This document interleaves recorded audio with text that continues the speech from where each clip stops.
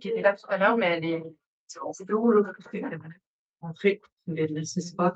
Salut Avalon, est-ce que vous nous entendez? Et t'avais t'avais Au final, il y a que Florian, il y a que Florian en distanciel. Bon, on verra s'il se réveille.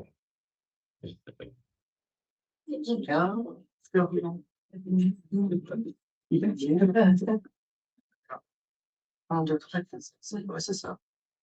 Bon, juste tu pousseras. Ouais, je pense. Tu la bosses. Moi, je t'envoie je vais te après, mais je l'ai oublié. C'est encore. Ah, bah, parfait. Salut Florian.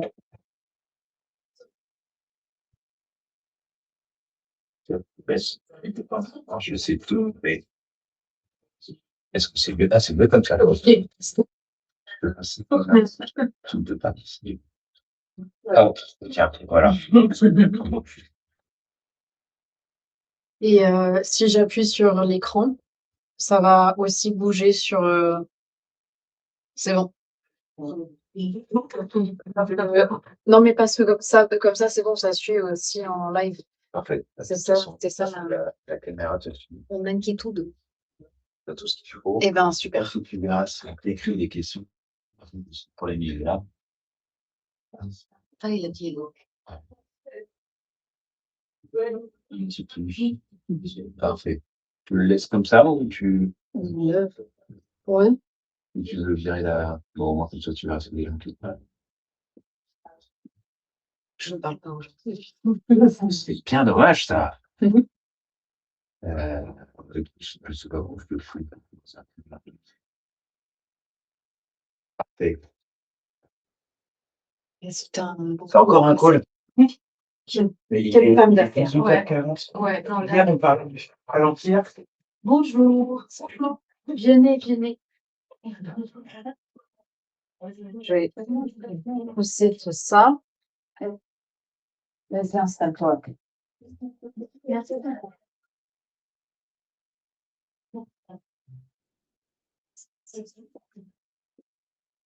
Il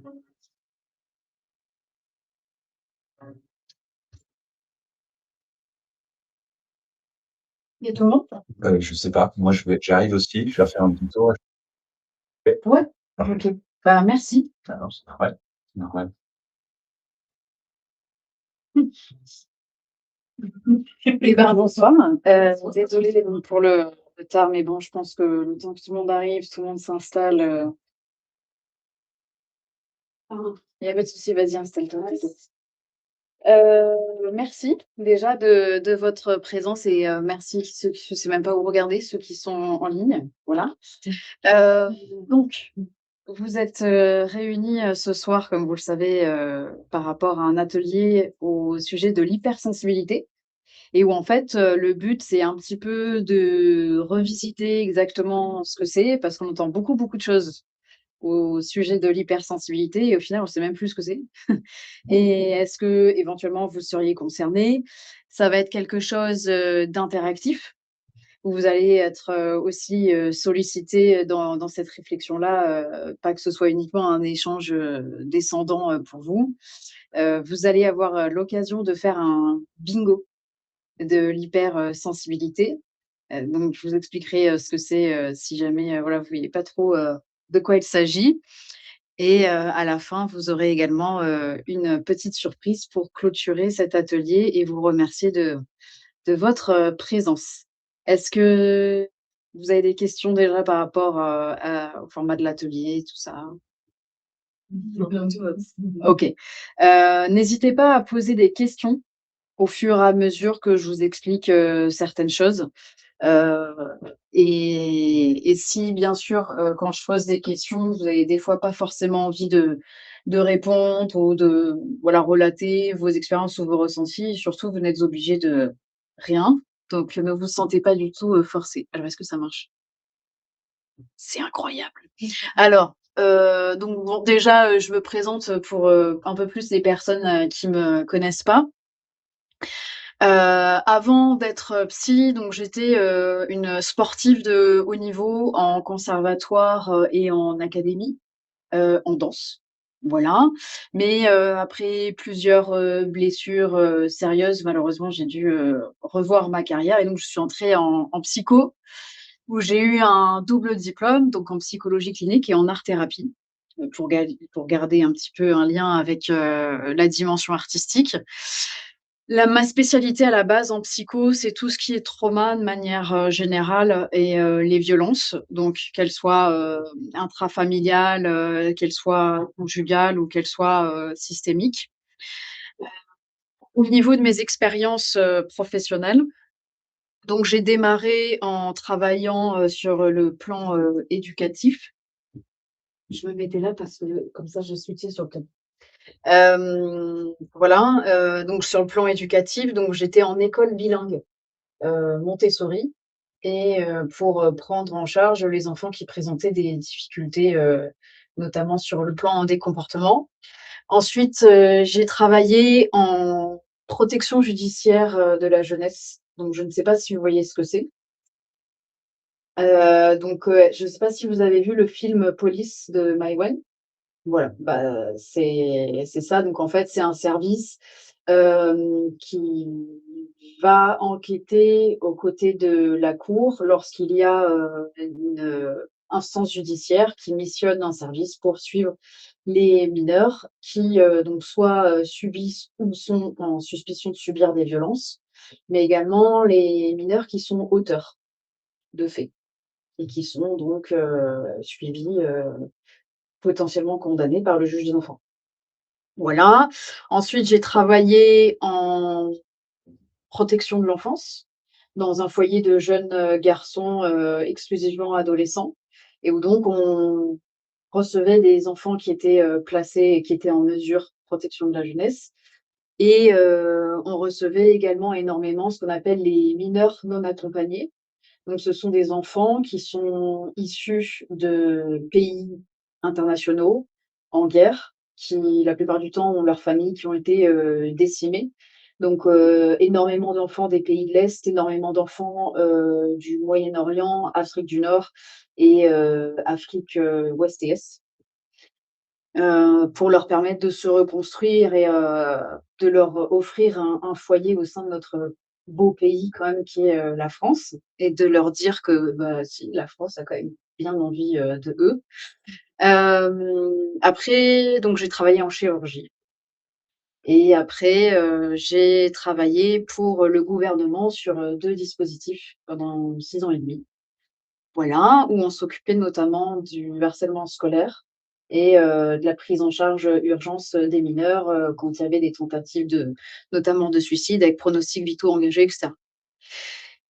Entre-temps, entre tout ça, j'ai vécu, à l'étranger et c'est quand, en fait, j'ai vécu à l'étranger que je me suis aperçue qu'il y avait une énorme pénurie au niveau des accès aux soins.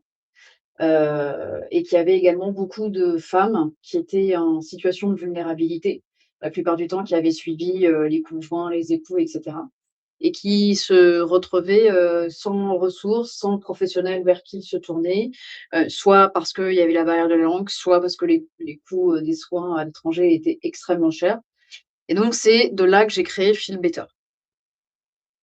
Avant que je vous explique ce que c'est donc Feel Better, ce que vous voyez écrit sur, ce t-shirt, est-ce que vous avez des questions par rapport à ce que je vous ai expliqué, de mon parcours ou pas? OK. Impressionnant.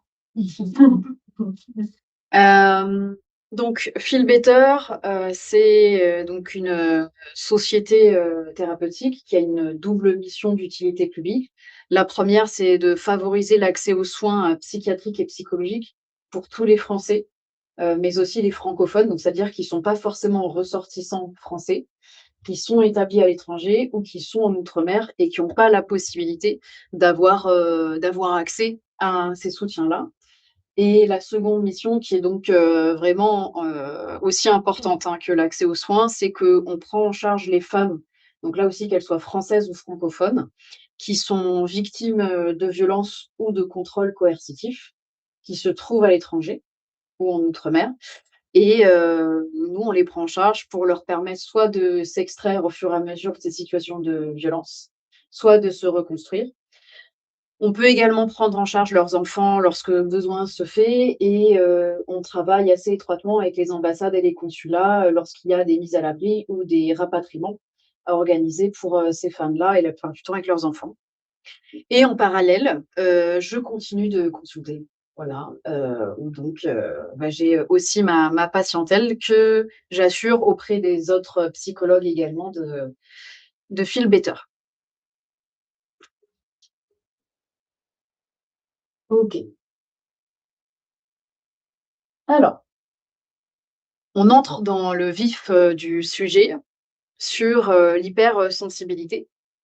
Donc déjà, vous allez voir qu'il y a quand même une grosse différence entre, ce qu'on appelle l'usage courant, donc le côté, très: «Ah, tu es hypersensible» ou «Je suis quelqu'un d'hypersensible», et cetera, qui est devenu un terme très valise, très, fourre-tout.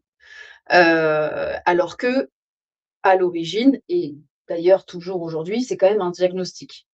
Et vous allez comprendre pourquoi, parce que, les personnes qui ont ce diagnostic, déjà, c'est en rapport avec quand même des tests et ce qu'on appelle des interrogatoires, donc des entretiens spécifiques d'exploration, mais qui ont aussi des manifestations et des conséquences dans leur vie que ces personnes observent et qui représentent quand même un réel, poids. Ça crée vraiment des empêchements. Voilà. Heu, pour vous, quelqu'un qui est, hypersensible, c'est quoi? Quelqu'un qui va ressentir, fort sans forcément contrôler, Ouais, une éponge d'émotions. une éponge d'émotions, ouais. Et moi, je pense que ça peut concerner, pas que, le ressenti d'émotion, mais aussi, le ressenti enfin, quelque chose de plus sensoriel et donc physique. Donc ça peut être, aussi visuel, auditif, ce genre de choses. Ouais. Est-ce que, par exemple, parce que ça me fait penser d'ailleurs que j'ai oublié de faire un tour de table, donc on va le faire après, c'est noté. Mais est-ce que, là, il y en a parmi vous, qui se considèrent ou qui pensent ou peut-être qui ont été diagnostiqués hypersensibles? Moi, je pensais pas être le seul. Mais, Ah, il faut que je rajoute? oui, c'est quoi? C'est tu, penses ou tu as été diagnostiqué? Non, je n'ai pas été diagnostiqué. On va dire que mes histoires, enfin, mes expériences de vie récentes m'ont permis de prendre conscience de pas mal de choses sur mon rapport à l'autre, mon rapport à moi et mon rapport à une sensibilité que j'avais souvent mis de côté et souvent décidé de ne pas écouter. Donc, OK. de réussir à mettre un mot là-dessus, j'avoue que c'est aussi grâce à de longues discussions avec ChatGPT, Mmh. ça m'a permis d'y voir un tout petit peu plus clair sur des choses que j'avais décidé qui ne pouvaient pas exister en moi. Mmh. Et de simplement mettre un mot là-dessus a permis de libérer pas mal de choses et de me simplifier quand même pas mal la vie. OK. Voilà. Je rebondis sur ce que Joshua a dit, mais c'est vrai que, à l'inverse que certains utilisent comme terme valise, il y en a beaucoup aussi qui ont le syndrome de l'imposteur et de se dire: «Non mais je peux pas être hypersensible, c'est juste que je suis sensible». Donc pour devenir hypersensible, des fois, moi je pense plus dans ce cas de figure-là. Je ressens beaucoup de choses de manière décuplée comparé à d'autres, Mmh. mais j'irai pas jusqu'à devenir, hypersensible. C'est difficile à voir, Ouais, la limite. exactement. OK. Florian qui dit à peu près la même chose là. Il dit pas Pardon, Florian. Non, je suis pas diagnostiqué, mais oui, clairement, prise de conscience faite il y a plusieurs années. OK. Merci Florian. Après, c'est là où. Ah, désolé. Non, non, vas-y, fais une fois.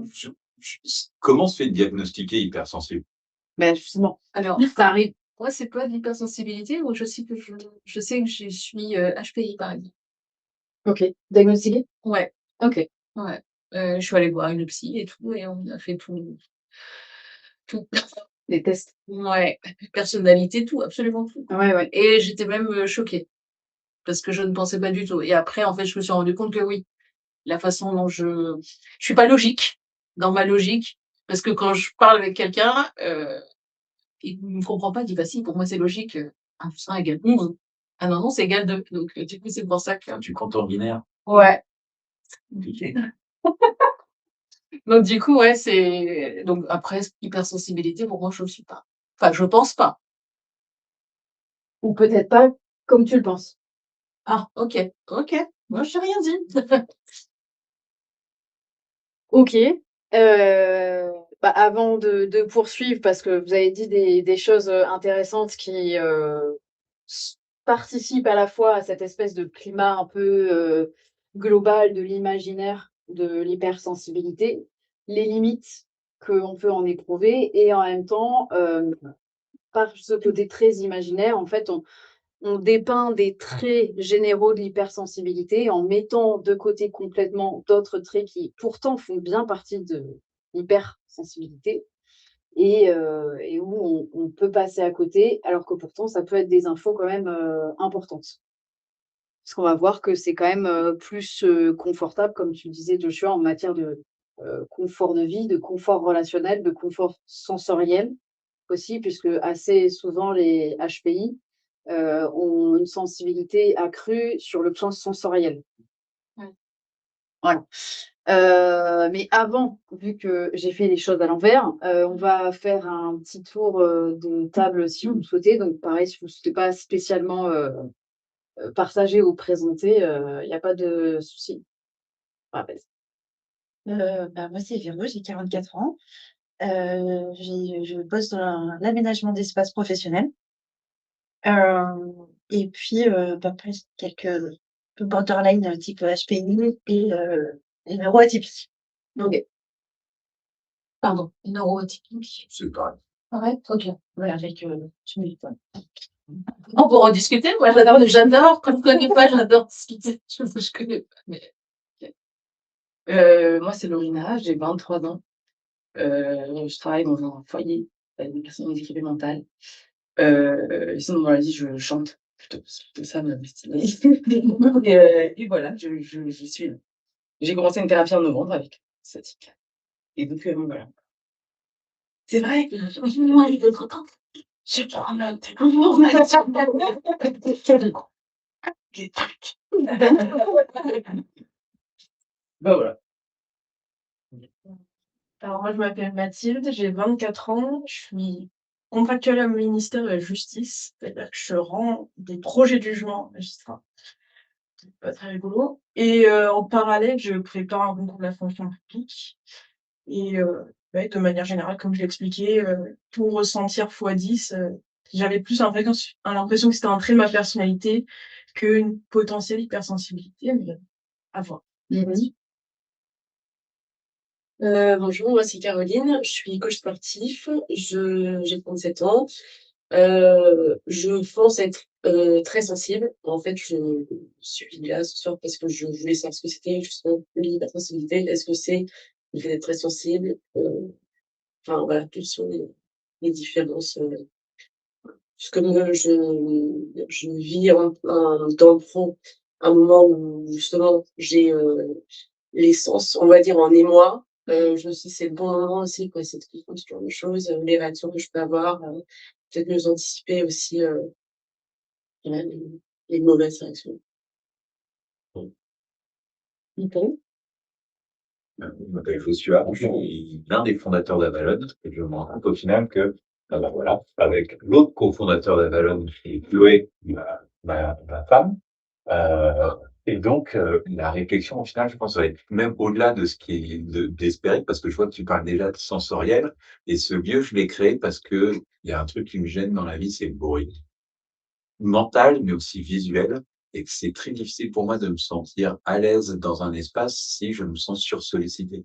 Et que je me disais qu'un espace comme celui-ci, à partir du moment où on le rendait plus net, il allait rendre plus agréable, enfin, il allait être plus agréable pour plein de gens et surtout aussi pour retrouver de la sérénité. Donc, super content de découvrir tout ça. Et pour le coup, si je peux juste faire un petit écart là-dessus, j'ai longtemps pensé que mon hypersensibilité était de l'hyper-intelligence. Quand je veux dire ça, c'est que j'étais convaincu qu'il y avait des trucs que je ressentais avant tout parce que j'étais en capacité de les interpréter et d'accepter qu'il y a des choses qui passaient par mon cœur sans avoir besoin de passer par mon cerveau, à libérer beaucoup enfin, a libéré mon potentiel et m'a simplifié énormément la vie. Mais pendant très longtemps, je me suis raconté l'histoire que c'est parce que j'arrivais à bien interpréter les gens, que j'arrivais à comprendre ce qu'ils me racontaient, que les choses étaient plus simples pour moi. Donc, enfin, voilà, je me partage parce que la sensation qu'on peut être plusieurs ici à s'être raconté cette histoire-là. Et moi, moi, c'est tout le contraire. Moi, pour le coup, c'est tout le contraire. Alors, moi, c'est Julie, je suis manageuse d'artistes. Voilà, c'est pour ça que je on est là, personne. Voilà. Bah, du coup, j'ai été diagnostiquée HPI, j'avais quel âge? J'avais 35. Enfin, j'en ai presque 50. Et ma vie a été un déclic, en fait. Quand je l'ai su, c'était comme si, mais ouais, OK, d'accord, c'est ça donc. En fait, c'était ça, tout simplement. Mais hypersensibilité, je sais pas du tout. Est-ce que oui ou non, je sais pas. Et moi, par contre, je trouvais que j'étais pas du tout comme les autres à l'école. J'apprenais, je faisais tellement vite tout que je me dis: «Comment ça se fait qu'il lui y arrive pas?» Mais en même temps, je me dis: «Ouais, c'est moi qui suis bête, en fait», parce que j'allais tellement vite et en fait, non, pas du tout. Voilà.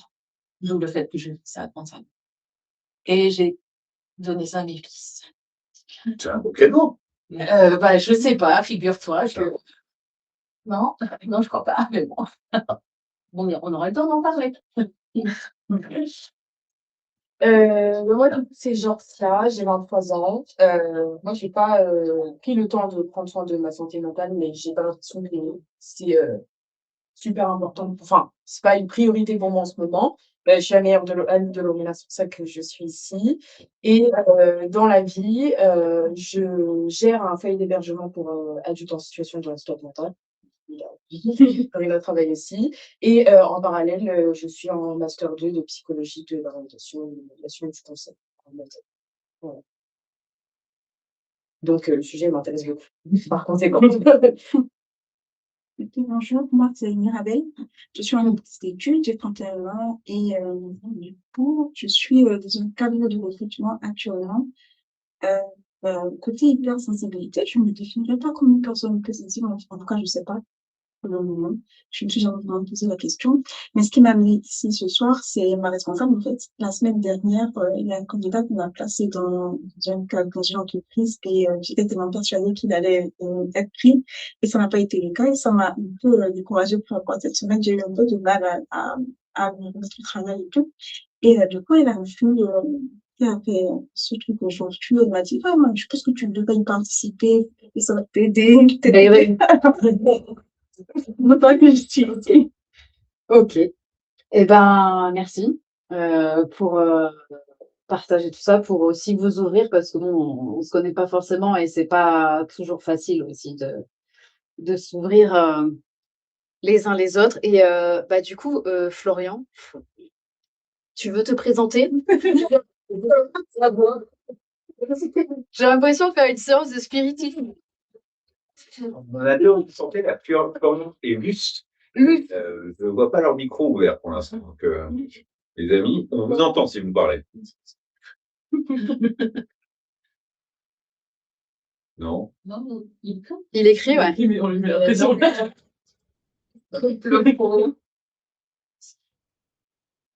Non. On doit se présenter, c'est ça? Je préfère juste écouter. OK.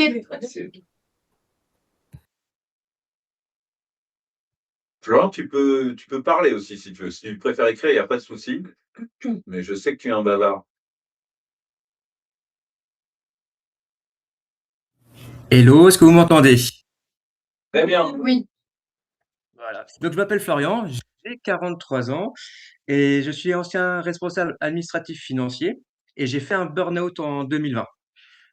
Effectivement, l'hypersensibilité, c'est un sujet pour moi depuis des années. Je suis hypersensible aussi bien émotionnellement, d'un point de vue sensoriel, corporel, relationnel. Donc, un peu la totale. Et ça, j'ai Bon ressenti courage. dans mes différentes expériences professionnelles. Et au moment du burn-out, oui, clairement, ça, je pense que ça a joué, ça a eu un impact. Oui. Merci. Mais ça, c'est intéressant ce que tu dis parce qu'effectivement, le fait que, les personnes qui aient une vraie problématique par rapport, à une sensibilité accrue, c'est sous-diagnostiqué et ça cause des dégâts assez conséquents, malheureusement, parce que, bah, ça permet pas de lire des signes annonciateurs, de ce qu'on appelle des formes de décompensation, donc type un burn-out. Et la forme après, par exemple, des épuisements peut être encore plus sévère à cause de ça. Mmh. Et du coup, Chloé? Je m'appelle Chloé, je suis la cofondatrice de Gavalol et la question c'était comment on définissait l'hypersensibilité, c'est ça? Alors, c'était aussi te présenter, mais Voilà, je pense que je suis un peu hyperactive aussi, donc j'ai fait du sport à haut niveau quand j'étais plus jeune, donc je pense que ça donne, aussi, un certain niveau de performance qui s'est ensuite reflété aussi dans ma vie professionnelle et donc ouais, d'être à chaque fois sur, plein de sujets différents, surstimulation aussi et des fois un petit peu, côté surchauffe. Et j'ai vécu une première expérience de start-up qui était, un peu enfin super enrichissante, mais aussi avec des hauts et des bas. mmh. Pas avoir aussi un collectif ou des gens, auprès de qui, en parler. C'est vrai quand on se retourne vers sa famille, ses proches ou de suivre une thérapie ou de pouvoir demander de l'aide, c'est considéré comme une maladie alors qu'on a tous besoin aujourd'hui et merci à toi de mettre le doigt dessus. Et puis, ben, à Valence, ça a été aussi, ce que je fais un peu présenter, c'est une veine là, c'est, on est là pour prendre soin de ceux qui, portent des projets, dans tous les sens du terme. Voilà.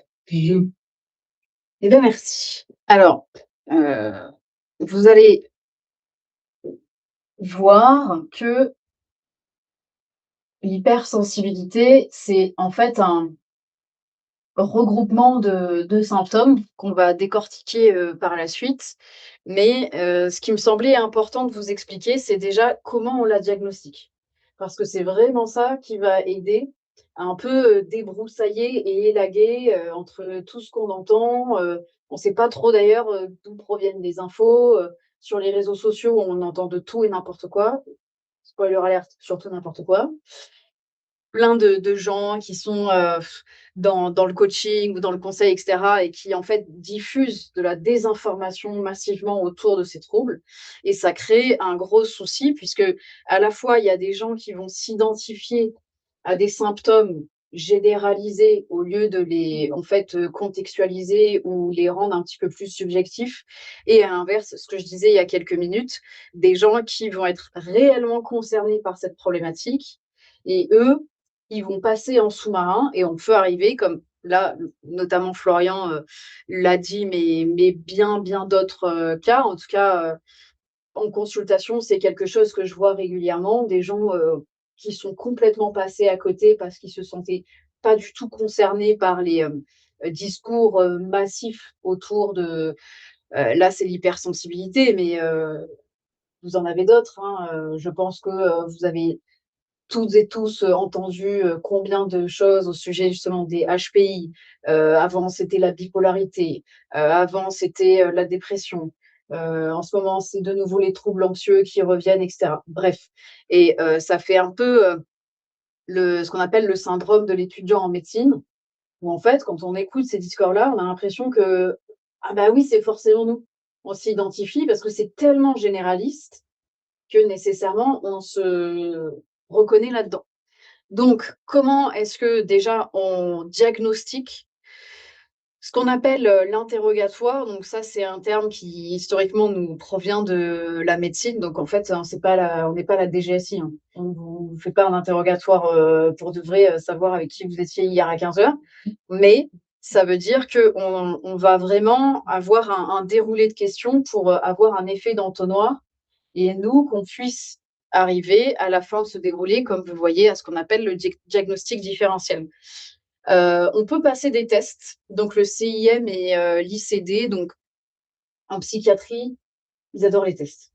Voilà, on a des tests pour tout, pour tout, pour tout, pour tout. Mais c'est des grilles spécifiques. C'est pour ça que les autotests, ça ne sert à rien, ça ne fonctionne pas, puisque c'est des questionnaires qui ont des cotations particulières que seuls les psychologues ou les psychiatres sont à même de faire. Donc c'est pour ça que même si vous allez voir par exemple votre médecin traitant, justement, lui, c'est un généraliste. Il va pouvoir éventuellement vous dire, bah oui, peut-être aller voir tel spécialiste, etc. Ça pourrait être intéressant de creuser, mais il va pas pouvoir vous dire, oui, madame ou monsieur, vous êtes ceci, vous êtes cela. Par exemple, au même titre que vous avez, je sais pas, un problème cardiaque, bon, bah, c'est pas votre généraliste qui va vous diagnostiquer votre pathologie cardiaque. Le problème, c'est qu'il y a vraiment un flou qui se fait avec la psychologie et la psychiatrie, où très souvent, c'est les médecins généralistes qui vous disent: «Ah oui, bah, vous avez une dépression. Ah oui, bah, vous avez des troubles anxieux. Ah oui, bah, vous avez des troubles de l'humeur et donc je vous prescris ci, je vous prescris ça» et donc dans la tête des gens, malheureusement, ça participe à ce flou et le DSM, donc ça, c'est un peu, pour les psychiatres et les psychologues, c'est notre, Vidal. Donc je sais pas si vous voyez, le Vidal, ce que c'est pour les médecins, le gros dico rouge là de tous les médicaments. Alors, c'est à prendre avec parcimonie, hein, parce qu'aujourd'hui on est à l'édition 5 du DSM, et tout est décortiqué. C'est-à-dire qu'on est presque au point où ils vont vous dire: «Vous respirez de la narine gauche, ah oui, ça c'est un signe du trouble de l'humeur». Non, voilà, mais c'est quand même, voilà, une base, un consensus international où ça suit aussi les avancées des dernières études psychiatriques, de l'OMS, donc malgré tout, ça reste une référence. L'anamnèse et la chronologie, si vous avez déjà consulté, un ou une psy, vous avez remarqué que, ils vous demandent toujours un peu votre historique de vie. Où c'est, que vous avez grandi? Est-ce que vous avez une fratrie? Dans quel type d'environnement vous avez grandi? Et la chronologie, c'est-à-dire par rapport à ce qui vous amène, est-ce que vous avez remarqué une certaine chronologie? De dire: «Ah bah oui, moi je me rappelle que déjà, quand j'étais au collège, par exemple, il y avait déjà des trucs comme ça qui se produisaient» ou «C'est apparu qu'il y a, 6 mois» et cetera. Les déclencheurs, ça va être important pour justement vous identifier de manière plus claire sur ce qui vous concerne ou non et pas justement quelque chose de très général. Donc on va parler de stimuli, de relations et de situations. Je vous l'expliquerai après. Ça s'évalue aussi en intensité et en durée. Comme je le disais tout à l'heure, très souvent on oublie le contexte. Si on est par exemple dans une situation avec des gens, qui comptent pour soi, si on traverse une période de vie qui est particulièrement, intense pour, X, Y, raison. Si ce jour-là, vous êtes, spécifiquement, fatigué, plus qu'un autre, ça peut expliquer le fait que vous ayez une réaction intense ou que pendant une certaine période de vie, qui peut être plus ou moins longue, hein, vous ayez des réactions intenses. Est-ce que pour autant, ça vient signifier que vous avez une hypersensibilité? Non. Pareil, la durée. Si effectivement vous dites: «Bah oui, c'est vrai que moi, je remarque que depuis toujours» ou «ça fait 10 ans» ou peu importe, que c'est quand même une durée qui est conséquente, qui s'étale et vous dites: «Bah oui, j'ai un schéma quoi, j'ai vraiment un pattern par rapport à ça». OK, parce que ça nous indique que malgré votre évolution en âge, donc que vous étiez, enfant, que vous étiez adolescent, jeune adulte et cetera, ça a été une constante qui a peut-être évolué au fur et à mesure du temps, mais ça a toujours été là et ça, c'est très important. Retour à l'état basal. Alors l'état basal, ce qu'on appelle l'état basal, c'est, votre état de base à vous. Donc pareil, c'est pas un état général. Par exemple, moi, quand je dis que je suis dans un état calme, ce sera pas ton état calme ou ton état calme ou ton état calme. Mais si on a vraiment une difficulté à revenir à son état de base ou qu'on a du mal à y rester, pareil, un peu en constante, là aussi, on commence à se poser des questions. Mais encore une fois, ça ne veut pas forcément dire: «Ah bah oui, c'est sûr, cette personne est hypersensible». Ça veut nous dire 2 choses principalement. Est-ce que cette personne est dans une période de sa vie et que du coup, c'est circonstancié? Ou est-ce qu'effectivement, on parle peut-être d'un trouble qui est plus structurel? Les causes, alors ça aussi, c'est très important, puisque vous pouvez avoir des causes externes qui viennent déclencher par contre de l'hypersensibilité. Donc là, on se rend compte que finalement, c'est, essentiel de savoir déjà qui est un peu de l'œuf ou de la poule pour pas se faire diagnostiquer à tort. Ça arrive, hein, des fois, des personnes qui se font, diagnostiquer ou même, on le voit tous les jours chez le médecin. On pense que telle personne a telle pathologie. Non, en fait, elle avait un dérèglement physiologique ou alors iatrogène, dans notre jargon, ça veut dire effet secondaire. Voilà, ils se sont dit, «Non, c'est trop simple comme mot, on va dire iatrogène». Voilà et les substances, bon, bah, ça, c'est tout ce qui est, drogue, alcool et cetera. Forcément, ça va influer sur vos émotions. Pourquoi? Puisque ça dérègle votre chimie cérébrale. Donc ceci explique cela et tout ça, ça nous amène au diagnostic différentiel. Ça veut dire quoi? Ça veut dire, en fait, imaginons, je reçois quelqu'un, bon, voilà, qui m'expose, tout ça. Je vais me dire: «OK, moi, mon hypothèse principale, ça va être plutôt ça». Je vais dire: «Je penche peut-être pour, une hypersensibilité, mais là où j'en suis, je peux pas, le confirmer».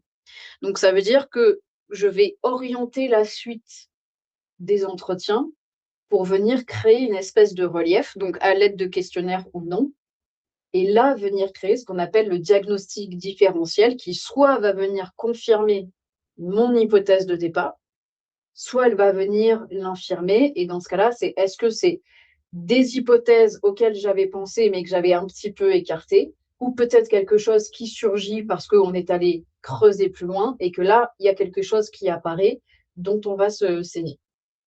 Donc c'est en ce sens où tout ce qui est, autotest, autodiagnostic, quelqu'un qui vous dit: «Ah oui, tu ressembles trop à bidule qui est machin». OK, ça veut pas dire que c'est nul et ça veut pas dire que faut tout est à laisser, mais ça veut dire qu'encore une fois, de la nuance. On peut être sentir proche de quelque chose et être identifié pour plein de raisons et c'est très important tout ça, ce vous allez voir justement ce passage dans mythe versus vérité scientifique versus réalité personnelle. Je vais vous expliquer maintenant. C'est intéressant parce que ça veut dire que là, réalité personnelle, ça aurait pu s'appeler aussi vérité personnelle. C'est que ouais, OK. Justement, non, mais c'est bien comme, remarque parce que, mais oui, J'ai vu à ton regard qu'on faisait la même fin avant ce qu'on oui. ça me suffit large. Déjà par rapport à ce que j'ai expliqué avant, est-ce que, vous avez des vraiment surtout hésitez pas à m'interrompre, Moi, j'ai une seule question un peu indiscrète. Est-ce que toi, tu es diagnostiqué hypersensible? Heu, alors non, parce que enfin moi j'ai pas passé de test par rapport à ça, mais moi j'ai été diagnostiquée, je crois que j'avais 11 ans, mes parents m'ont collée chez le pédopsie, ils m'ont dit: «Oui, il y a un problème» et donc diagnostiquée, enfin diagnostic de ce qu'on appelait avant la précocité donc voilà HPI et récemment, heu, donc là je suis en train de finir les tests, mais en fait je suis diagnostiquée, TSA. Donc TSA, c'est ce qu'on appelait, avant, autisme et donc qui aujourd'hui s'appelle trouble du spectre autistique. Voilà, où en fait on un grand spectre comme ça. Donc je suis assez d'accord, avec ce que tu disais, tout à l'heure où, en fait, d'un point de vue extérieur, on peut penser que, ça amène parce qu'il y a ce côté très hyper performance et cetera. Moi dans mon métier, ça fait que je suis extrêmement précise. Pour, l'anecdote, mes collègues avant m'appelaient le sniper. Parce qu'ils me disaient: «Mais en fait, toi, c'est tu vois quelqu'un une fois, c'est» et oui, mais par exemple, quand on a un TSA, moi dans ma vie personnelle, j'ai un rapport aux émotions qui est, assez, différent. Les gens quand ils me connaissent pas, souvent ils pensent que je suis assez, froide, assez, comme ça, mais en fait je le fais pas exprès. C'est pas que parce que j'aime pas les gens, mais c'est que, en fait, je me rends même pas compte en fait, quoi et alors que pour autant, ce qui peut paraître paradoxal, c'est que, dans le cadre de mes suivis, je suis au contraire extrêmement empathique, peut-être même trop empathique mais parce qu'il y a vraiment cette, compréhension presque extra-lucide de ce que l'autre vient traverser Donc oui, hypersensibilité, mais moi j'ai beaucoup d'hypersensibilité sensorielle. Et c'est très, ça peut être assez difficile, justement le bruit, les lumières. Donc c'est pour ça que quand ils ont créé Avalanche là, oui, des gens comme moi. Et pour tous les TDAH, mais de toute façon, Ah, Alors, c'est Ah. marrant quand tu parles désolée, hein, de petits surnoms. Moi, j'étais l'aigle parfaite. Parce que j'étais tellement dans le détail toujours. Ouais, bah oui. C'est horrible. C'est horrible quand on t'appelle comme ça. Horrible, horrible. Mais bon, ça te dit pas parler. on parlera de ça après, mais pour le coup, enfin, ça sera un plaisir d'en discuter. Oui. Moi, on m'a toujours valorisé pour exactement les choses qu'on me reprochait. Sérieux? Bah Oh oui. là là. Ah oui, ouais. Ouais, ça fait Oui. performance, je parlais tout à l'heure. Précision, performance, perfection. Ouais. Non, mais le truc, c'est que, en fait, C'est l'infini. moi, c'était, en fait, c'était toujours plus. Ouais. Et du coup, ah bah, je l'ai déjà terminé. Attends, tiens. Oui. C'est, non. Ah, non. Non. Beaucoup trop à chaque fois. Mais bon, on va pas parler de moi. Pour ceux qui sont en live, est-ce que vous avez des questions sur la slide d'avant, enfin ce dont on parlait avant, je vous la remets.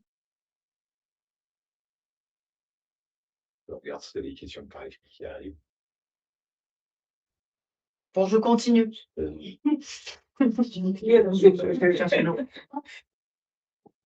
Ok. Donc, si vous remarquez, en fait, vous voyez que j'ai fait que 2 bulles et que j'ai pas précisé les réalités personnelles, justement. Les mythes, c'est ce dont on parlait, tout à l'heure, c'est-à-dire, vraiment ces raccourcis, énormes, qu'on va faire, mais qui est aussi très porté par un discours extérieur, hein. Beaucoup les réseaux sociaux ou même les médias qui des fois s'emparent des sujets pour un petit peu, faire leur sujet, mais le fait est, c'est qu'ils continuent de colporter des mythes et d'alimenter ces mythes auprès des personnes et qui entraînent, des vrais problèmes, sanitaires, derrière pour les personnes qui vont se retrouver concernées. Donc quelque chose qui est quand même assez typique, un côté: «Ah ouais, je me reconnais tellement dans ce que cette personne elle dit, mais c'est sûr en fait j'ai ça». Bah, le problème, c'est qu'en fait quand vous regardez 10 vidéos alors, du coup vous êtes, bipolaire, puis en fait non, vous êtes en même temps dépressif, puis peut-être vous êtes un peu schizophrène, puis après enfin ça n'a, ni queue ni tête. OK Florian. Hem, gros mythe, c'est une identité psychologique stable.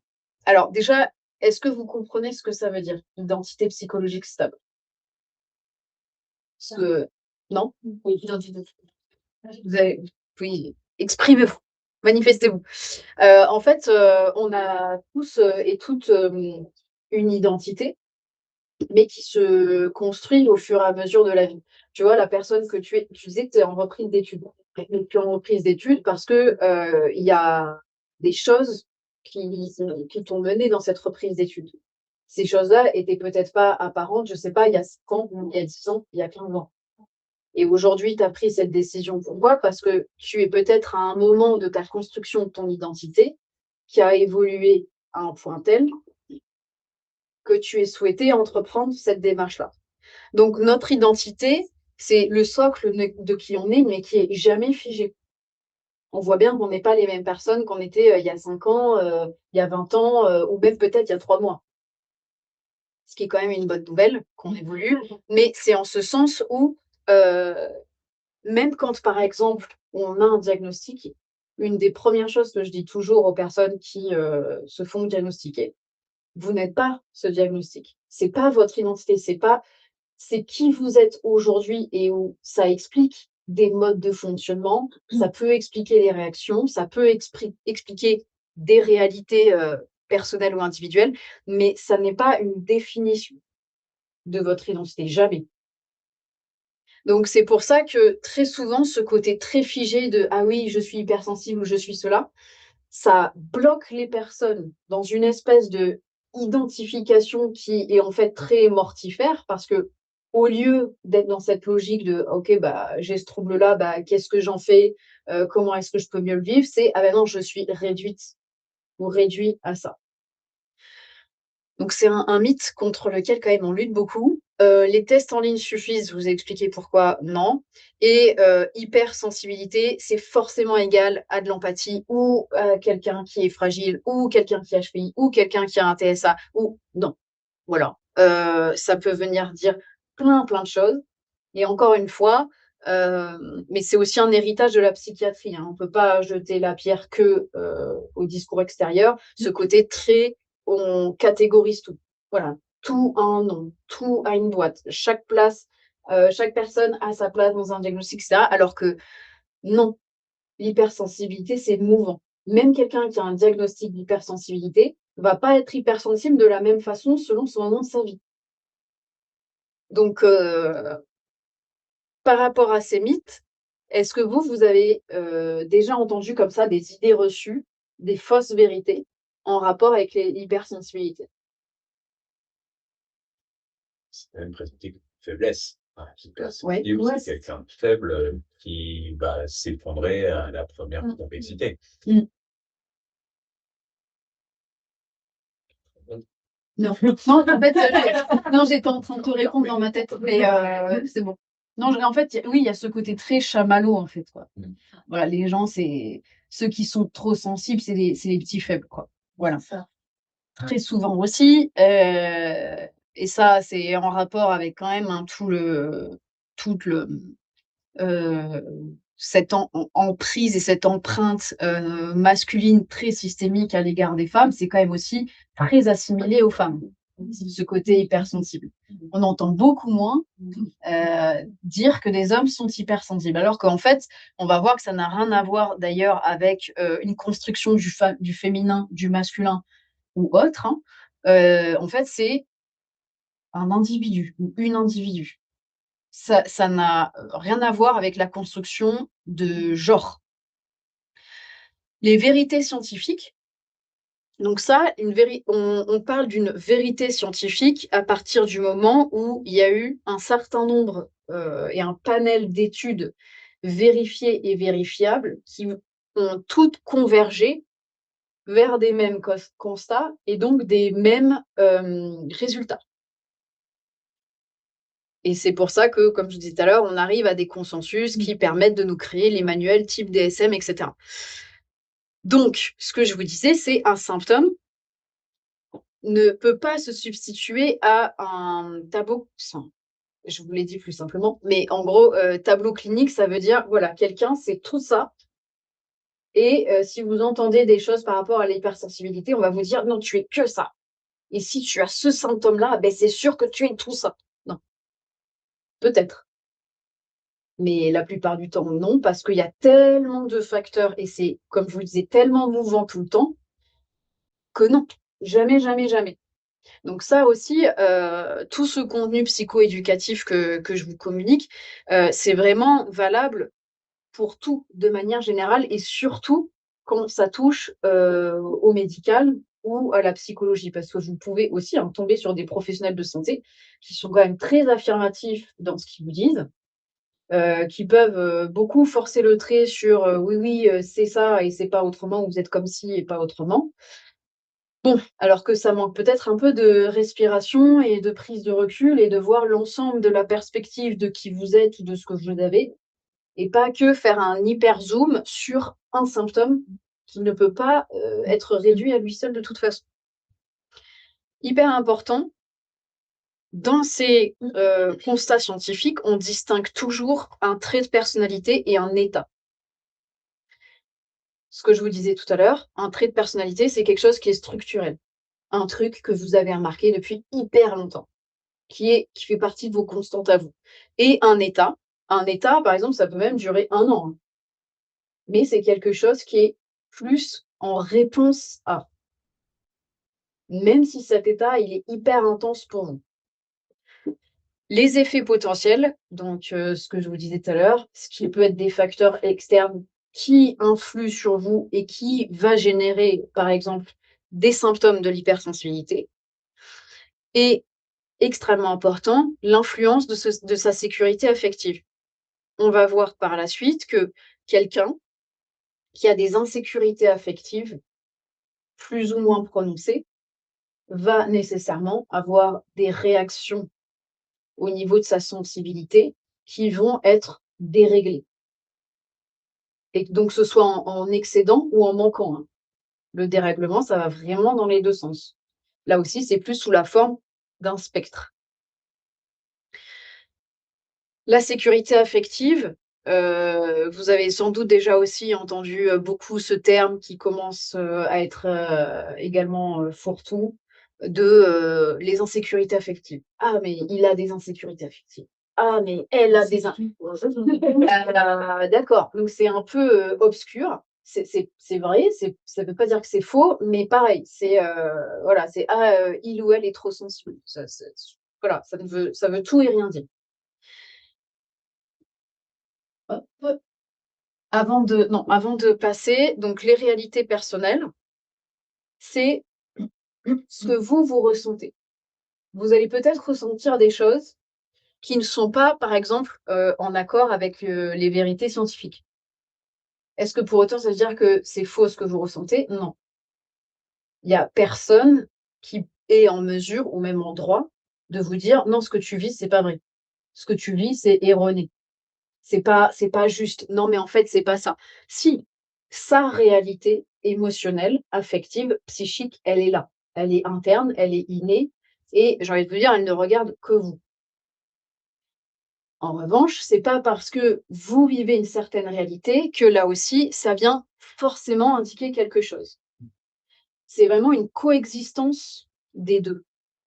C'est comme quand, par exemple, en thérapie, il y a, tout le temps des personnes qui arrivent avec un certain vécu et qui correspond pas forcément, par exemple, à ce qui s'est passé.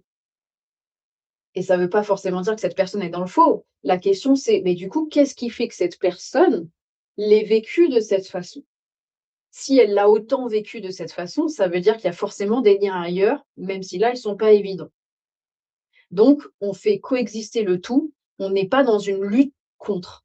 C'est pour ça que je ne l'ai pas mis là en troisième bulle, parce que c'est, oui, on peut dire mythe versus vérité scientifique, mais on ne met pas en opposition une vérité justement qui est personnelle, parce que c'est la sienne. Et elle a aussi de la valeur et elle compte. Est-ce que vous, par rapport à vos réalités, personnelles, ça vous arrive ou ça vous est déjà arrivé d'être confronté justement un peu, à cette, dissonance de vous dire: «Bah, ouais, en fait, bah, objectivement, c'est ça qui s'est passé ou c'est ça l'info, mais moi, je l'ai vraiment, pas du tout vécu comme ça» ou, j'ai vraiment soit été dépassée ou soit je me suis vraiment sentie incomprise ou moi, je l'ai vraiment ressenti dans mon corps. Mmh. Oui. Mmh. Pas plus tard qu'hier et encore que la semaine dernière, au travail. Du coup, ça me fait réfléchir là. OK. OK, OK. Chacun a sa propre vérité en fait, quelque part. Chacun a sa propre vérité et l'enjeu, c'est de voir quelle est la conciliation possible entre sa vérité interne et une réalité externe, qui existe, mais qui vient pas forcément annuler sa réalité interne. Parce qu'il y a on et c'est naturel, hein, d'avoir cette tendance. Justement, il y a un peu, cette idée de la, primauté de sa réalité interne. Moi, je ressens ça, donc c'est ça. Moi, j'ai vécu ça comme ça, donc c'est ça. Et c'est normal de réagir comme ça, surtout si c'est des choses qui vont un petit peu nous dépasser ou qu'on comprend pas trop, on n'a pas trop la lecture, sur le moment ou même après coup. Mmh. On a forcément besoin de se raccrocher à quelque chose. Mais c'est justement un glissement qui peut se faire quand même assez, insidieusement et c'est là où on commence, à se mélanger les pinceaux un peu, sur tout. Parce que, c'est pas forcément évident quand en plus on est submergé, par ses affects ou des émotions, On se dit: «Mais, est-ce que du coup, c'est plus moi qui ai raison ou est-ce que c'est plus, en fait, ce qui s'est passé, qui prévaut?» Voilà. Moi, pour le coup, j'étais spectatrice. J'avais 3 de mes collègues et toutes les 3 en fait, avaient leur vérité et du coup, je leur ai dit, j'ai «Mais pourtant vous êtes super, potes», enfin, elles sont copines et tout et d'un coup, en fait, il a fallu qu'on dise une chose, un mot et bim! «Mais non, mais c'est toi, nanana». Je suis: «Waouh!» J'avais cru qu'elles allaient se crêper le chignon et c'est assez drôle parce qu'en fait, chacune d'elles avait pris juste un mot ou de la façon dont l'autre l'avait dit et je me suis dit: «Mais comment on vous entendre, en fait?» C'était juste sur un mot, sur la réorganisation et tout de suite, en fait, c'est parti, mais en sucette, vraiment. Je croyais qu'elles allaient, se battre toutes les 3. Ça fait bizarre, en fait. Et c'est justement ce matin, on a eu le débrief toutes les enfin, on était 5. J'étais là, je me suis dit: «Mais c'est pas possible, enfin, c'est pas normal d'en venir à ça». Moi, j'étais là, je suis là, en fait. Donc c'est vrai que ça fait assez bizarre. C'est pour moi, c'est pour ça que je te disais, en fait, chacun a sa propre vérité puisque chacun vit, les choses intensément d'une autre façon que l'autre. Je peux comprendre. Pour rebondir sur le fait que chacun a sa vérité ou sa réalité personnelle, c'est vrai qu'il y a aussi l'après, quand on a l'après-ressenti réalité personnelle. Moi, souvent, ça va être, je vais vivre la réalité de manière plus intense et je vais tout de suite me dire: «C'est trop, comment tu ressens? C'est trop». Enfin, même s'il y a un moment d'acceptation, rapidement, on se dit: c'est trop», mais Heu, la suite après, enfin, on fait comment pour se rééquilibrer, pour essayer de voir la réalité personnelle de la réalité, ce qui se passe autour de moi et je trouve que ça aussi, c'est très difficile à gérer, dans la situation. Oui. Oui, parce que, sans doute, donc là, voilà, j'emploie de l'hypothétique, s'il y a pas effectivement enfin, si tu as pas fait, peut-être de travail de fond, par rapport à ça, là, la difficulté dont tu parles, c'est que tu essaies à la fois de gérer une situation qui, est en train de se produire en temps réel, tout en ayant un recul comme si tu étais dans un après-coup. Mais déjà, tu es dans une double temporalité qui est, ingérable. Et c'est pour ça que le travail de fond permet effectivement de, en travaillant sur sa perspective, sur tous les enjeux à ce moment-là, mais aussi en peut-être en appliquant, certaines, méthodes et travailler aussi sur cet après-coup, bah, finalement, ça fait un peu un effet de Lego où ça vient s'imbriquer et tu as une gestion beaucoup plus fluide de, à la fois avoir une lecture interne plus claire en temps réel de ce que tu vis, mais tout en maîtrisant une certaine, distance par rapport à ce qui est en train de se produire. Donc, là, en tout cas, de ce que tu me dis, ça me paraît normal. Tu peux pas être partout, quoi, sur l'instant T. Tu peux pas être, essayer d'être à l'extérieur et gérer la situation et à l'intérieur de toi-même et essayer de te gérer sur des trucs que peut-être tu comprends pas sur le moment, quoi. Bon, je continue. Alors, justement, on parlait des signaux, donc ça, heu, c'est des choses qui peuvent vous informer. C'est-à-dire, si vraiment vous constatez que soit ça s'accumule, ou ça fait quand même longtemps, que c'est présent, ou que quand ça arrive, vous constatez que vous avez particulièrement du mal à redescendre. Bon, bah, à ce moment-là, ça vaut peut-être le coup d'aller quand même demander, conseil et de voir est-ce que ça vient parler d'un état ou est-ce que ça vient vraiment parler d'un fonctionnement que vous avez et qui peut vous mettre à mal? Parce que, en soi, c'est pas le trouble de l'hypersensibilité n'est pas un problème en soi. Ça devient un problème si pour vous, ça vous pose un problème et ça aussi, ça fait partie des mythes à déconstruire où on est dans une société où on pathologise tout. Ah oui, ceci, ça ah bah, ça, c'est un trouble, comme si on devait faire le ménage, partout, tout le temps. Non, laissez les gens. Voilà, c'est très bien si on est toutes et tous différents, c'est très, très bien comme ça. Mais par contre, si oui, là, vous constatez que ça vous crée des problématiques répétées et ou profondes, là, oui, ça devient un problème.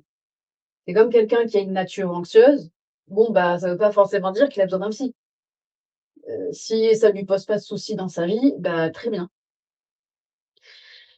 Donc, c'est ce qu'on disait tout à l'heure, hein, alors vous pouvez avoir, une, certaine zone d'impacté, mais pas une autre. Vous avez des personnes, parce que très souvent, justement, dans les mythes, l'hypersensible, en fait, on est que dans l'émotionnel. Voilà, quelqu'un qui va faire des torrents de larmes, quelqu'un qui va faire des colères énormes. Non, vous avez des gens, qui sont, très, sensibles et vous n'allez pas les voir verser une larme, par exemple. Voilà. Pourquoi? Parce que ça tape ailleurs. On l'observe beaucoup aussi sur le plan relationnel. Ça, c'est, inévitable, ça va toujours de pair. Pourquoi? Parce que vu qu'il y a une extrapolation ou une carence importante sur d'autres zones, bah, forcément, hein, sauf si vous vivez toute seule ou tout seul sur une île déserte et que, vos seules voisines, c'est des noix de coco. Autrement, a priori, vous allez super drôle. M'attendais pas à ça. Vous allez, vous êtes forcément en train d'ajuster en permanence, vu que vous êtes en interaction permanente. Et quel que soit votre niveau de, proximité, hein, ça voilà, c'est si vous avez des carences ou des extrapolations, vous sortez, vous allez juste, acheter votre baguette de pain, vous êtes déjà en train de vous adapter en fonction. Donc, une chose par contre dont on parle quand même beaucoup moins, c'est, l'hypersensibilité corporelle. Pour, mon histoire personnelle, par exemple, je me rappelle que quand j'étais petite et les médecins à chaque fois avaient beaucoup de mal à me croire et ça m'arrive encore des fois aujourd'hui, où, si j'avais des soucis de santé ou autre, quand on allait voir les médecins, je disais: «J'ai mal là», mais même au niveau de mes organes internes. Alors je connaissais pas plus, l'anatomie, plus que ça, mais ils ne me croyaient pas. Alors qu'effectivement, c'est bien là que j'avais mal. Mais pourquoi? Parce que me concernant, je suis beaucoup plus sur le sensoriel et sur le corporel. Ce qui n'aide pas, par exemple, si, vous mixez ça à quelqu'un qui est anxieux. Je pense qu'on a toutes et tous déjà connu ou qu'on connaît encore, ou peut-être que vous avez un peu ça aussi, où, le cœur bat plus vite. Qu'est-ce qui se passe? Je vais faire un arrêt cardiaque. J'ai du mal à respirer. Ah mais en fait, qu'est-ce qui se passe? Peut-être que j'ai un problème. Ah, je me sens, fatiguée. Ah, c'est sûr, je suis en train de faire une baisse de tension.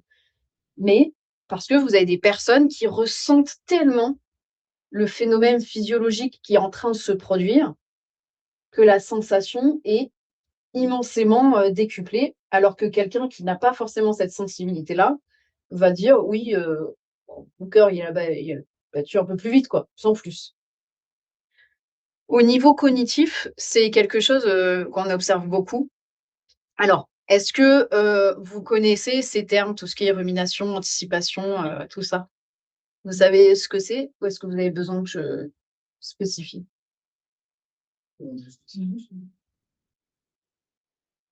Et donc ce que je vous disais, c'est que, par rapport donc au côté diagnostic, c'est le retentissement, c'est les conséquences. C'est-à-dire la manière dont ce symptôme va prendre de la place et de l'espace sur votre vie à différents niveaux. La répétition, est-ce que justement on est sur un truc isolé ou c'est arrivé quelques fois ou au contraire c'est inscrit dans le temps, c'est installé?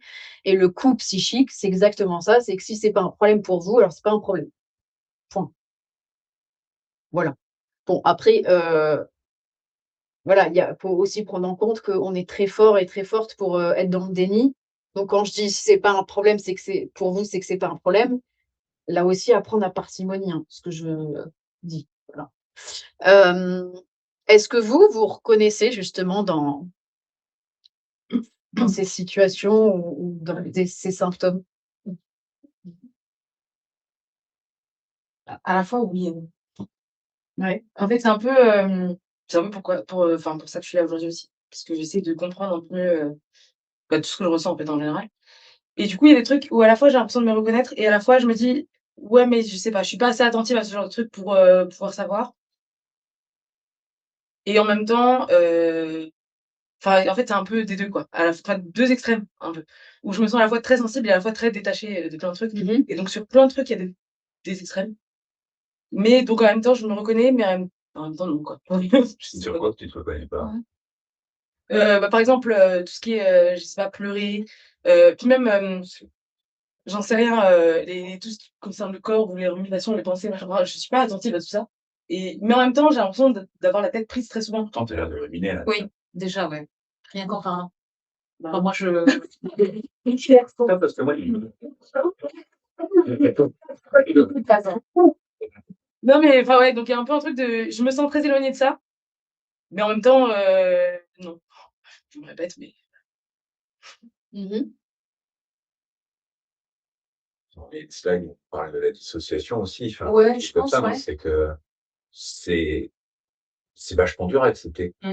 C'est vachement dur à accepter tout ça.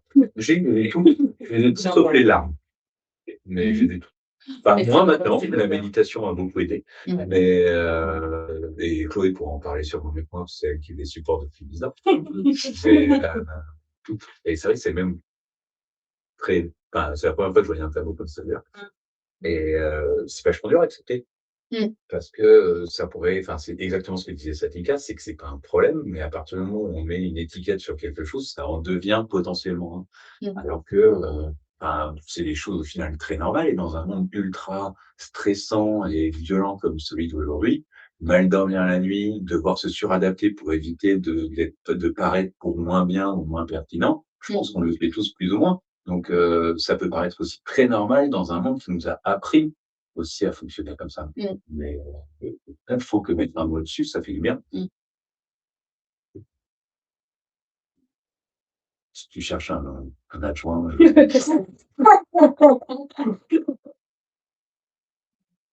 Est-ce que Moi, il y a des choses, en fait, parce que, j'ai vu une psy pendant des années, du coup et elle essayait de m'amener, en fait, à voir tout ça et quand j'ai arrêté de la voir en 2020, c'est là où ça a fait déclic.